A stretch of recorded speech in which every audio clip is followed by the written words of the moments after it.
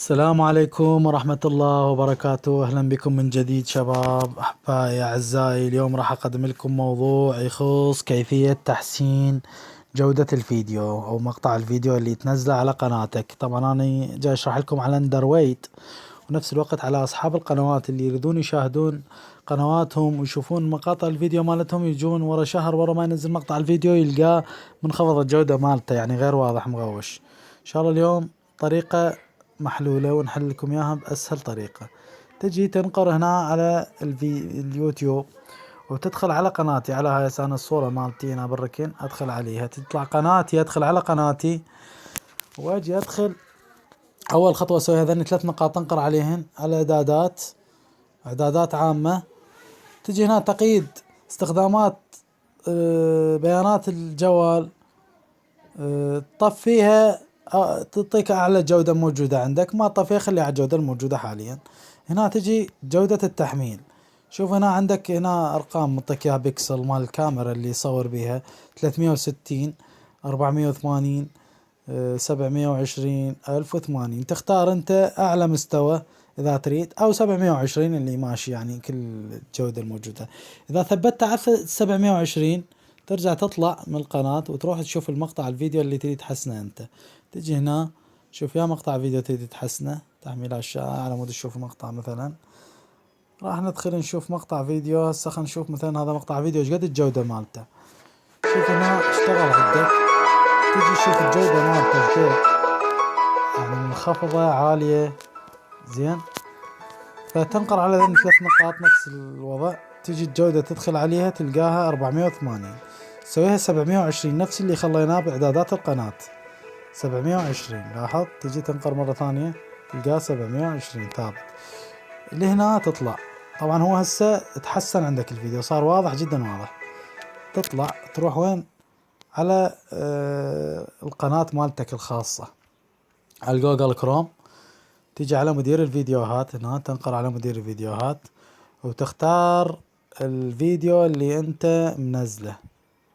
شو تسوي؟ تنقر على الفيديو اللي تختاره، شوفه بيا جهة، مثلا رقم 4 مخليه انت، او 5 بذني عليها مخليه. انا الصورة ورقم اي هذا لقيته مكتوب عليه لعبات الافعوانية. تنقر عليه تفتحه، ورا ما تفتحه تجي على هاي العلامة تحسين، شوفها تحسين، تنقر عليها بحيث يشتغل عندك الفيديو، طلع لك التحسينات. شوف راح يحمل من جديد. يقول لك هنا يلزم اصدار، العفو، يلزم تثبيت اصدار حديث من فلاش لاستخدام ادوات تعديل الفيديو. ما يحتاج انت تنزلها. تجي هنا على الاصلاحات السريعة، تنقر على اصلاحات تلقائية. شوفها نفس اللي مساء نقرت عليه، بس هنا اصلاحات تلقائية. راح ينطيك هنا يقول لك حفظ، تروح على الحفظ هنا فوق، تنطي حفظ، راح ينطيك هاي لائحة جديدة. يقول لك قد يستغرق هذا الإجراء بعض الوقت، يعني مثلا دقيقة أو ساعة أو ساعتين، ما معلوم إيش قد، يعني هم حسب التحسين. بينما تتم معالجة التعديلات سيواصل المستخدمون مشاهدة النسخة الحالية من الفيديو التابع لك.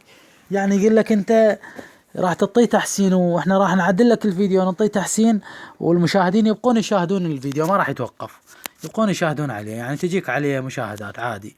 تنطيه حفظ، هنا راح يخرج هو من الصفحة اوتوماتيكيا تلقائي، يرجعك مدير الفيديوهات.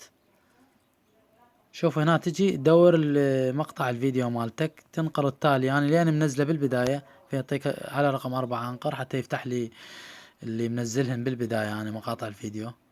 فاجي عليه هذا، شوف هنا ايش منطيك جار التعديل. شوف لعبة الافعانية جار التعديل. هنا انت كملت كل شيء، ترجع بعد تطلع تنتظر الى ان يتحسن الفيديو مالتك، وتروح تشاهده مرة ثانية تلقى التعديل جاري عليه. فهنا تجي نفس الفيديو هذا تنقر عليه، ماكو مشكلة بيه، تجي تعيده من البداية هماته. شوف الفيديو مالته جدا واضحة.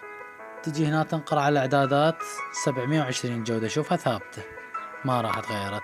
اما اذا تريد تحسنه وتطلع نوبات بدون ما تثبت هذني الخطوات اللي قلت لك عليهن، فراح تلقاه يرجع على 240 او على 144، يعني ما راح يعطيك الجودة العالية اللي انت تريدها. يعني كما هسه نعطيك مثال، مثلا نخرج نروح ندور اي مقطع فيديو، مثلا واحد ناشر مقطع فيديو نريد نشوف جودة، مثلا هذا مقطع فيديو الوثائقي نشوف ايش قد الجودة مالته. الجودة 480، شوف تجي تحسنها على 720، لاحظ 720 الجودة، شوفها 720 شاهدتها طلعت. نقرت على هذا الفيديو اللي وراه، شوف فتح عندك، تجي تركه ترجع على المقطع الفيديو الجزيرة نفسي تفتحها. نريد نشوف ال 720 اللي خليناها ثابتة لو رجعت على 480. شوف رجعت على 480. ليش؟ ما ثبتنا القنوات اللي احنا ردناها، الخطوات الثلاثة.